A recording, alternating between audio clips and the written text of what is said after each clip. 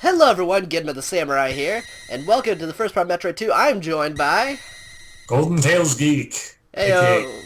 Heyo! you continue saying that. My bad. It's all Yeah. good. I don't mind talking. I sometimes feel bad about talking over people, but Oh, no, it's fine. It's fine. So, friggin' I knew that was gonna happen. Just immediately try to jump over a thing, just rock.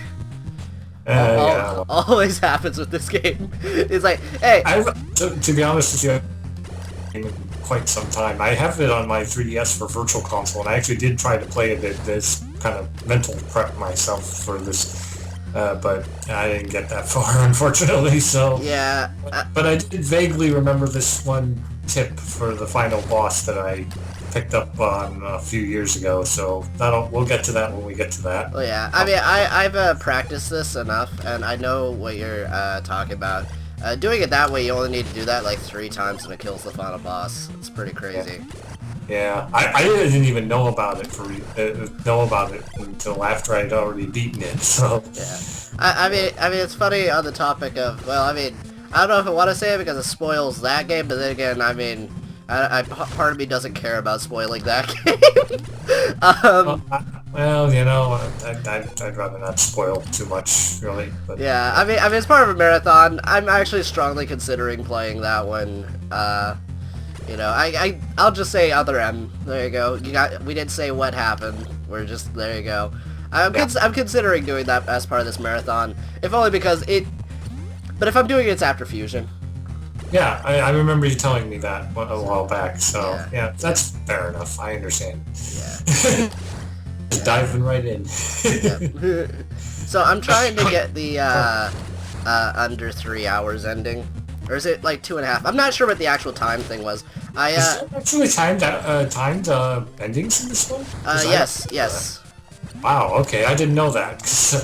Because it took me so long to beat this game my first time playing it that I actually kind of, to be honest, I kind of didn't get the best ending. So. Yeah. I didn't know. Okay, cool. And there's our first Metroid. Yep. Oh man, these things are so easy. I know, 5 missions and they're just pretty much done like dinner. You know, it's kind of funny because their regular forms are like, I mean, okay, I'll say their regular form is about on par difficulty-wise to like the second evolution thing, but like, yeah, I mean, I guess there's, yeah, I don't know, because before it's like, okay, so they had like the cold weakness, I guess, but like that's such a oddly specific thing that like unless you're fighting Samus, there would be no point to caring. Hello? Yeah. Oh. Oh, can you hear me? Hello? Can you hear me? Yeah, sorry, it's just that you froze for a second, kind of threw me off. Oh. But Oh, okay. I was paranoid that my connection was...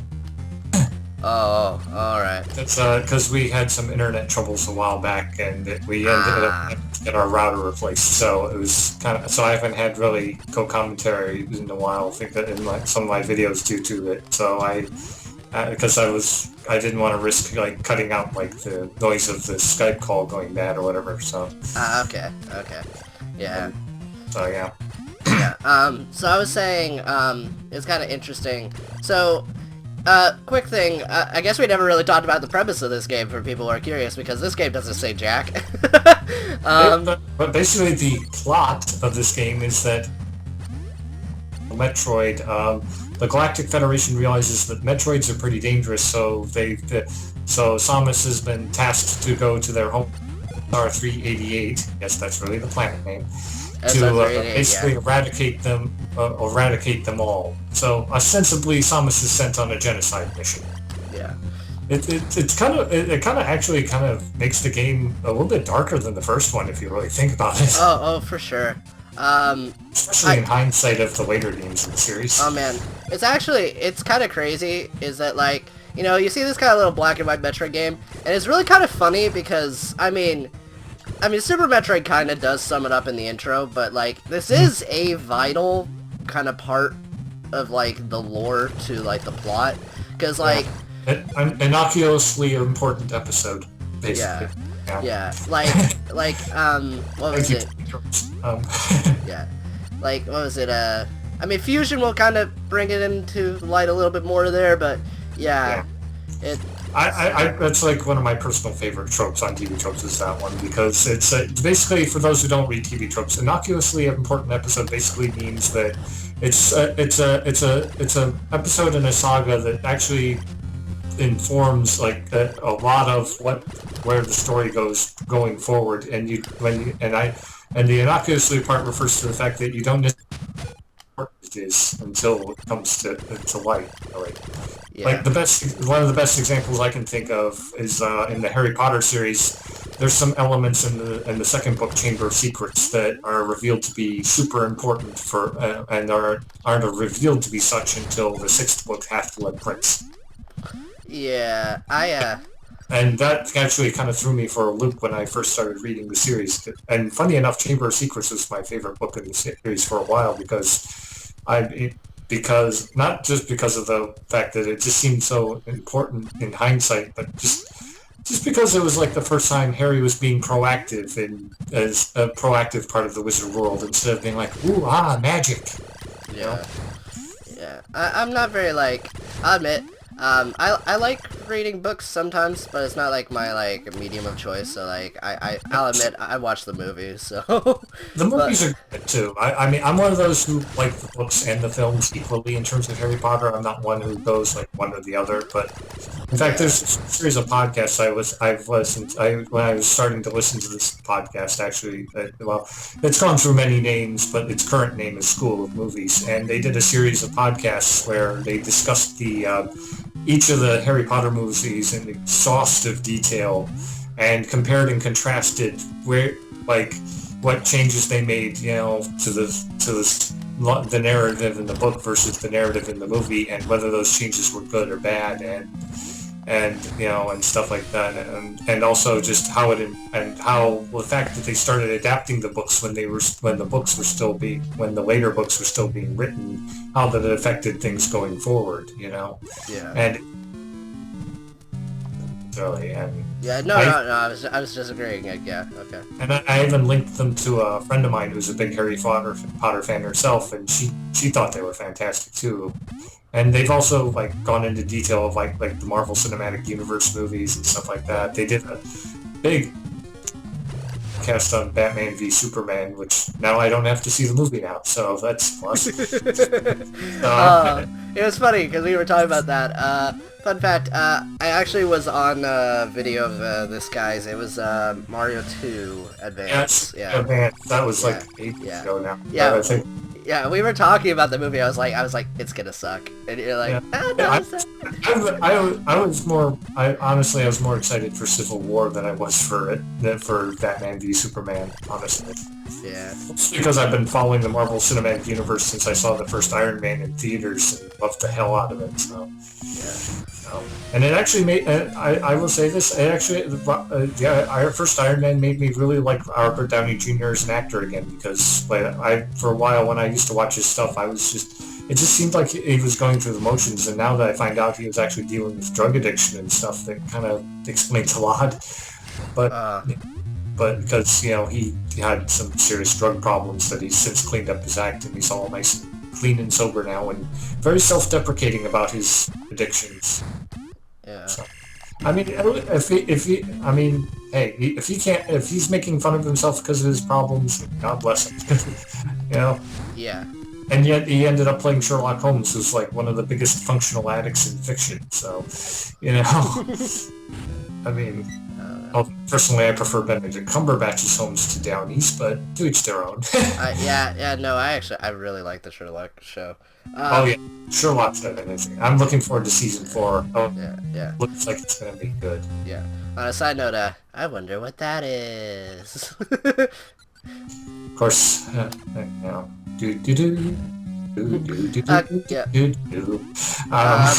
friggin' music in this game. Okay. If anyone gets that, you know why I'm humming, and I'm not gonna. I don't. Yeah, I have no idea what you're talking about. Okay. Well, I'll explain when we get that little power up then.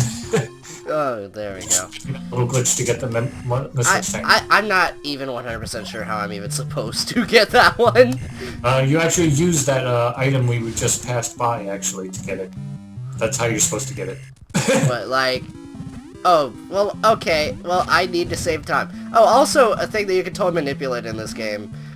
Whenever you get knockback, I think it's like mid-jump, you can you actually get a free jump. Oh, really? I didn't know that. Yeah. Then my crack open the game again. I don't know if that's intentional or not. I think it... What? I was going to mention this before you started recording, but there's actually a hack of this game where they hacked it to be in full color.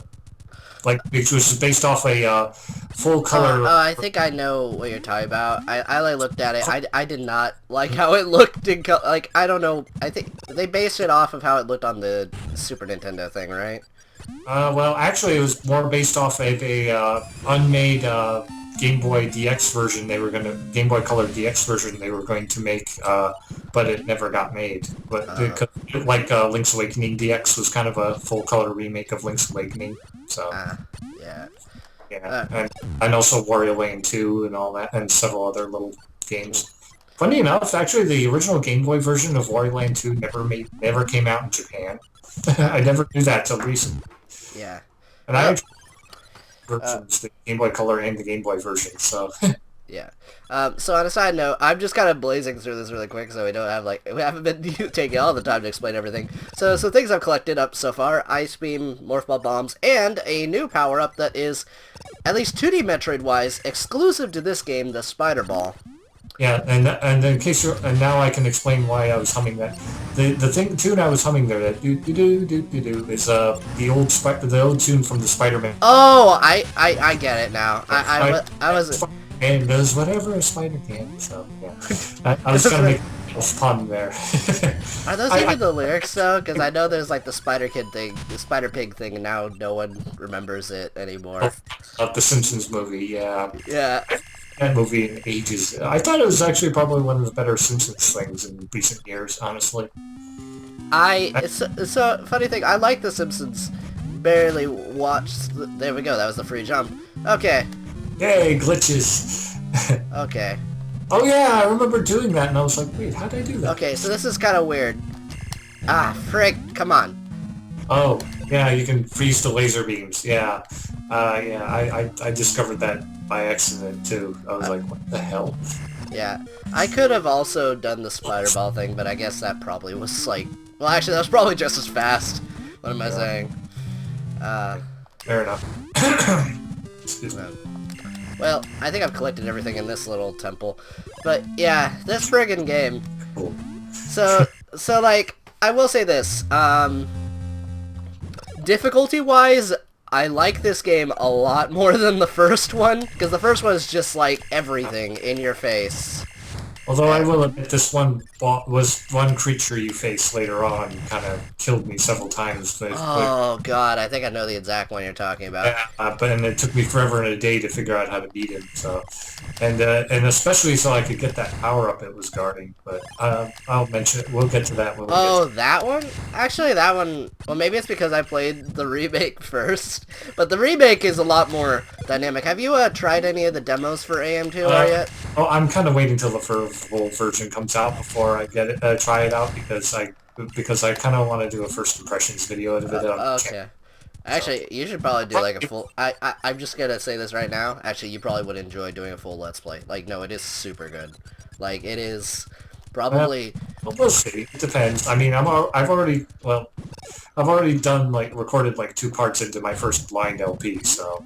I mean, so, you know... yeah, I suppose. I mean, it's a short game. I mean, it's a Metroid game, so I mean... But, yes.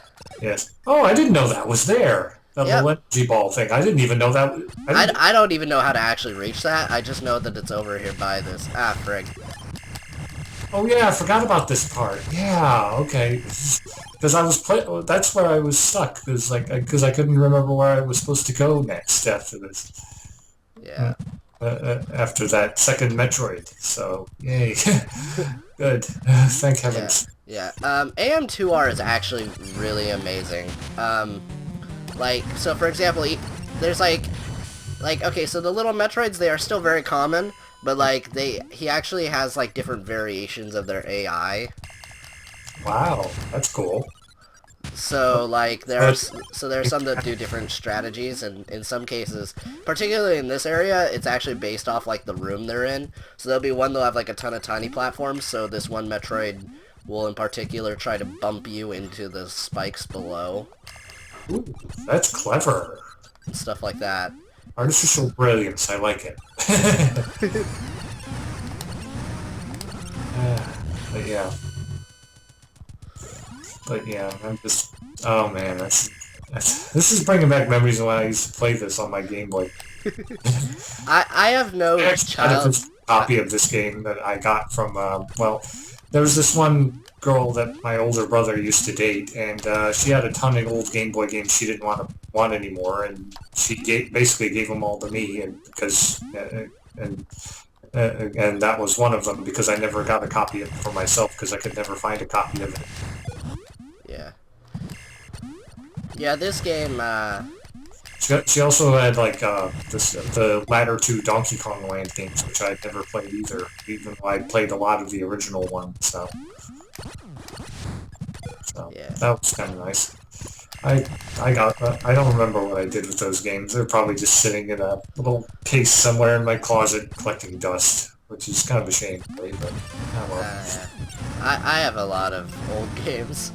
Me too. I still have that old the old SNES cartridge of Chrono Trigger that my brother I used to share with my older brother when. Oh wow, that is expensive. Yeah, it's probably sitting in my closet collecting dust somewhere. But yeah. Although I will say I think the definitive version PS one. So. Oh yeah, no guys, side note. All right, if any of you guys watching this video have never played Chrono Trigger, what's wrong with you? Thank you. It's just my health. Speaking of Chrono Trigger, actually, in a few days, there's going to be this game coming out on Steam and the PS4. Oh yeah, I am Setsuna. Yeah. Yeah, I'm looking forward to getting that. I'm actually thinking of pre-purchasing it on Steam. Yeah. I mean, my biggest problem with it, I guess, I mean, it's not Chrono Trigger, but it is similar to Chrono Trigger. It's got a style of it. Yeah. I mean, I guess, yeah. One of the things that, almost everything about Chrono Trigger that I like is kind of, interchanged with each other. So, the time travel, the way it's done and all that. And, I mean, it's not a time travel plot, but it does have the mechanics. But, I mean, yeah. I don't know. We'll see if I like it. It's kind of... I think it looks fantastic, quite frankly. But, you know... I mean, it's just got... I mean, I even linked it to a friend of mine after I thought, last night when we were talking on Skype when I got home, from... And, and he's like, ooh, this game looks really good, Kev. And he's like, I think you really would like it. It's based on Chrono Trigger. And I'm like, I already said that! He was a little bit tired like I was, though, to be fair. So I kind of let it slide, even if I did kind of politely cuss him out for it.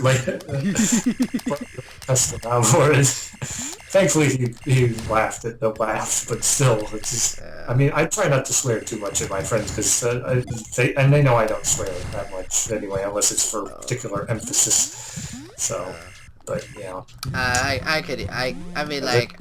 personally wouldn't be able to really, talk in that situation, only because, I am so forgetful about, typically, sadly enough, about just conversations I have with people, because I'll just say a thing, I talk to so many people on a regular basis. I know it's just going to get worse as I get more popular. It's here it all blurs, yeah. I'm just oh. I know it's going to get worse as I get more popular, where I'm just oh god, who did I say this to? I remember saying this, was I drunk? I'm kind of kidding, half kidding when I say that one, because although, speaking of having with people, you say things and you think you say one thing and you actually said something totally different. There's this guy I know in the UK, really nice guy named Chris, and I've known him for a few years now, and he's become one of my closest friends on Skype, really, because we talk about all kinds of stuff. And there was one time I was kind of sick, like under the weather with a really bad head cold, and also I was really tired and I couldn't sleep because I was like sneezing and coughing. And we were talking a bit, and one night, and then he just kind of was like, "I'll be right back, Kevin. I gotta go make a snack." And I'm like, "Oh, okay. What's on the menu?" And he said, "Ham and cucumber sandwich." And I'm like, and what I thought I said was ham and cucumber sandwich. That doesn't sound very appetizing. What I actually said, according to him, was that ham and cucumber sandwich. That doesn't sound very amusing. And since then, it's become an inside joke between the pair of us. so yeah. Like I said, I was really sick and under the weather and just so bogged down with crap that I just, I guess that my little slip-up was justified, I suppose. Oh, a save point. Yeah. Oh, what? I kind of like the save points in this game. They're kind of cool. Yeah. Oh, I also want to add, whenever you do play the remake or whatever, I really like the remixes he started giving the areas. Like, he basically was like, yeah, same music every area, no. So, Fair enough. Yeah. I heard that some of the songs he uses are kind of remixes of, what was it, Metroid Prime stuff. He has done that. It's actually different things. The style, actually, it does sound like Metroid Prime, like the sound thing of it, but, like, he, so, okay, I guess I can just say it, is that, actually this area, he gave it the Brinstar theme from Super Metroid. Ooh, I love that song. That's the song that made me really fall in love with Metroid, actually. It was the Brinstar theme from Super Metroid. Yeah, it just starts out soft and... Actually, the best part about it is when you do first hear it in that game. Like, just going down the elevator and it just slowly chiming in, and then it's just like, yeah.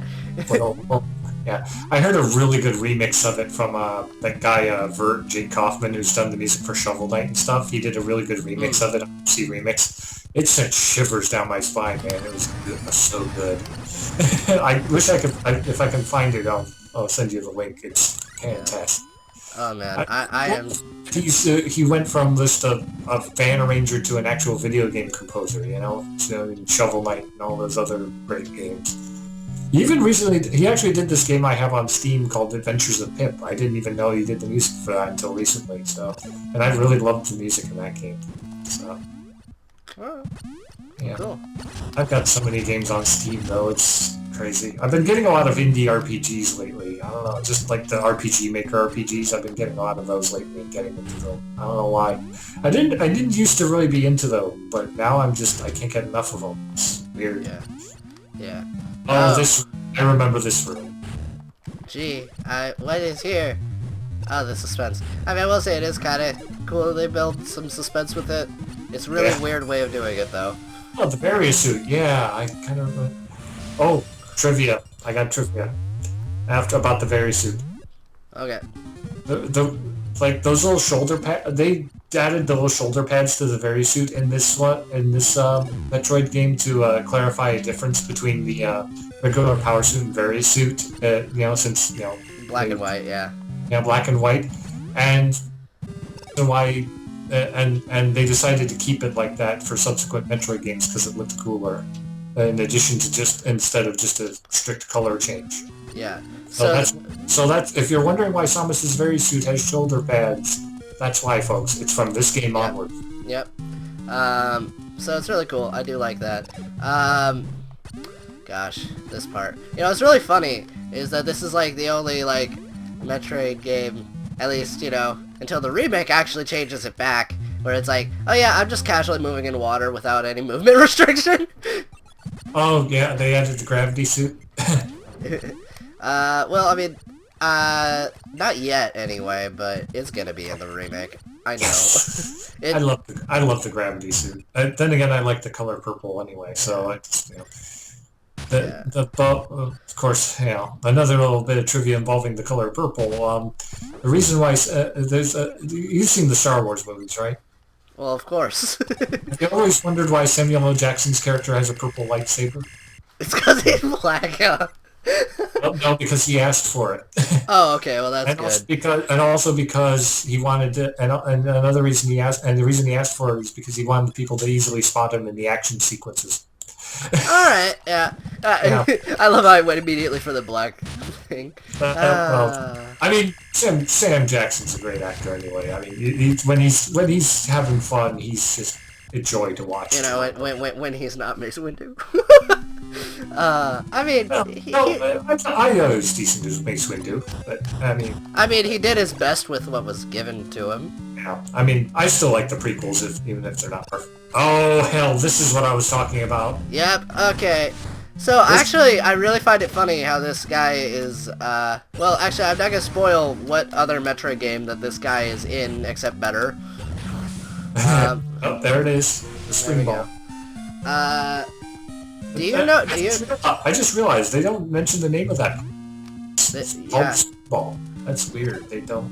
I don't know. Whatever. They don't actually name like any of the items I've been collecting. I don't think have they. No, I think they said bomb, huh? Yeah, when you collected it, so I don't know what the hell. But... Okay. Well, either way, yay! Ah, the jumping is so slow in this game. Okay, I just want to add real quick. Unpopular opinion.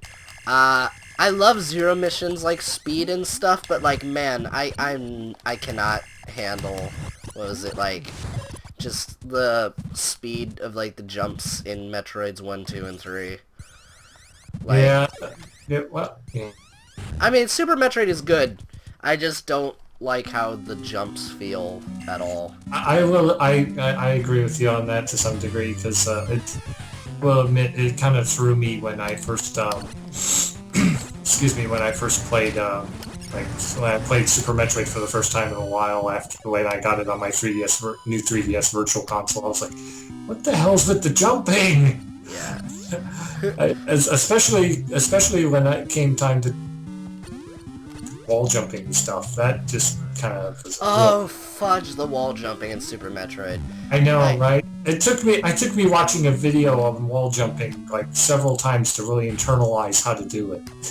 Yeah, I still can't ever pull it off to save my life. I don't know what it is about it. It's just so weird, like the hitbox. You have to get the timing just right for it to work. And even I think the Metroid game I'm probably best with wall jumping is probably Zero Mission. Yeah. Yeah. Yeah. Fusion has it, but they made it so like you can't do it off the same wall, so it's a lot more like you have to do it this certain way. Yeah, I mean, I try not to do it off the same wall anyway, but, you know, I try to just go back and forth like you're supposed to, but... Well, yeah, in some instances it's faster. I'm not like one of those people who tries to sequence break. I just try to do the game fast. I like sequence breaking on occasion. I mean, if you watch my Link to the Past LP, you'll see I kind of did a little bit of sequence breaking in that, but only a little bit. Oh, God. Whole hog wild with it. I hate this room. Okay. Oh, I have painful memories of this room, so I understand. Okay.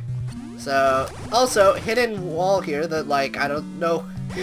like, okay, I mean, I guess you have a slight hint there, because there's, like, flooring if you, like, look at it. But, like, gosh, with these, like... Oh, I couldn't even imagine playing this on the actual original Game Boy. Yep. High jump boots. Yep. Oh, high jump boots. But yeah, I could not even imagine trying to play this on the actual original Game Boy. Yeah. I can understand that. It was a bit frustrating for a while, and even when I upgraded my Game Boy Color, it was a little frustrating as well. I mean, I played it as a kid, and it was really funny, because, like, it was until... I saw some, like, comic thing where it's, like... I don't know if you ever saw it, but it was, like, a little GIF, where it's just, like, a kid in a car at, like, night, and it's just, like, he's trying to play his Game Boy, and he's, like, waiting for street lights to see... Yeah, I saw that. Someone shared that on my Facebook. One of my friends on Facebook shared that. And I shared it on my profile. Like, yep, I can relate to this. Yep. Oh goodness. So yeah, that's funny.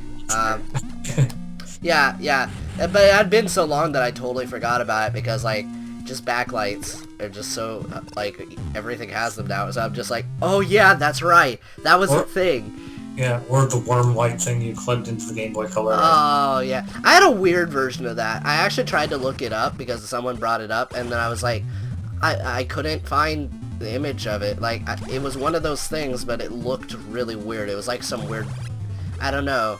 And like, I can't find images of it. I went through so many worm lights because I just kept trying to tilt the thing closer in some cases, and sometimes the wires would snap. And Yeah. I worm lights, it's crazy. Oh, thank God for the Game Boy Advance SP, man.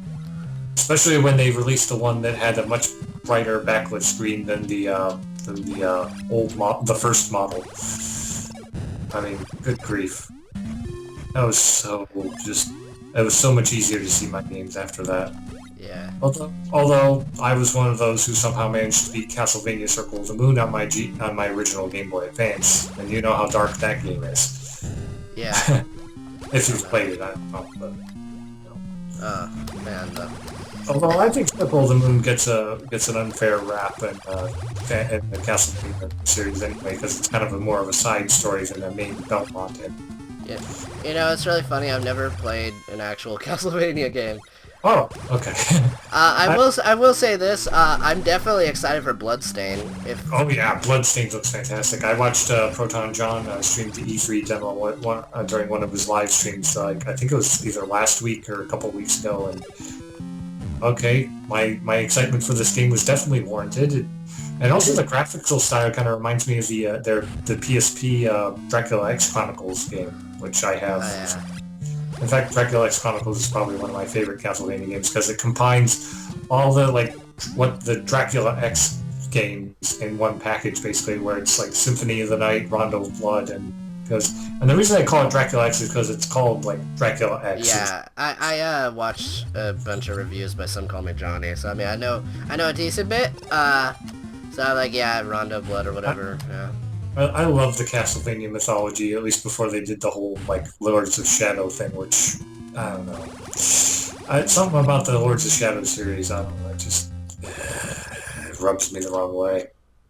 Didn't, Kojima do that series? I think he probably was a producer on it, but I don't know if he was involved in the story or the gameplay or anything like that. I think he was more a producer in there just to kind of get it, like, kind of like how in some movies the movie only gets made because it has a certain producer in it or something like that. Okay, yeah, I will say, It's probably how it worked, I'm not sure. Yeah. Because if Kojima actually made it, you know, it would have had at least a good story. That's the thing with him, but I don't know. I know, he loves his stories based off of, like, old 80s movies and stuff like that. Yeah. And like, oh, yeah. And then there's that new game he's making that I don't even know what the frig to make of it. With Norman, the thing with Norman... Oh, fudge these things! Oh, the beta Metroids, I think... I know the little ones are called Alpha, but these are probably either Gamma or... I always confuse the last, like, the middle two. I always confuse the middle two. I'm like, I think Zeta is the next one, right? Let me do some digging here on the Metroid wiki. So yeah, I think Gamma is before Zeta in, like, the alphabet, right?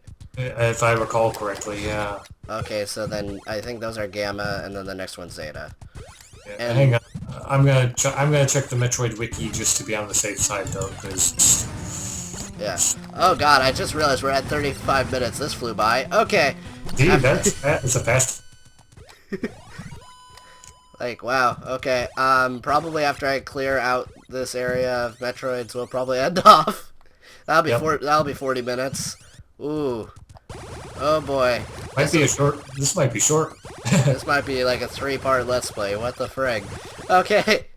We'll see what happens. But anyway. I could have ended this off, like, I should have been paying attention because I wanted to end it at 27 minutes, which is the funny part. And I was like, oh. It's like 35 minutes because it just got lost in conversation. Okay. Sorry. It's alright, no. No. It's a good thing. Okay. Alright. So, is that one. Okay. So. Here we go. Yeah, actually with this kind of game, you know what? Yeah, let's just end it, like, when I get back to the hallway with the thing, and then, well, yep, yeah, okay, no problem. Yeah, so, alright. Gosh. This is flying by. This is gonna be... Indeed. Yep, this is gonna be very short. I do know I did a practice run, like, last night, just to see if I could get, like, the good ending or whatever, and I got it, like, just, like, 2 hours, 5 minutes, so... Okay. That's... Alright. So anyway, thank you guys so much for tuning into this part of Metroid 2 Return of Samus, and you got anything to add? Just check out my stuff. You know, I'm currently, like, I don't know when this goes up, but my current Let's Play is Wario Land and 3, but stay tuned for also my first blind Let's Play, which will be following that. So I won't say what it is, because I mentioned that in a future video, but, you know. Sweet, sweet. Yep. Stay tuned. Alright. See you guys later. Alright. Ciao. Bye.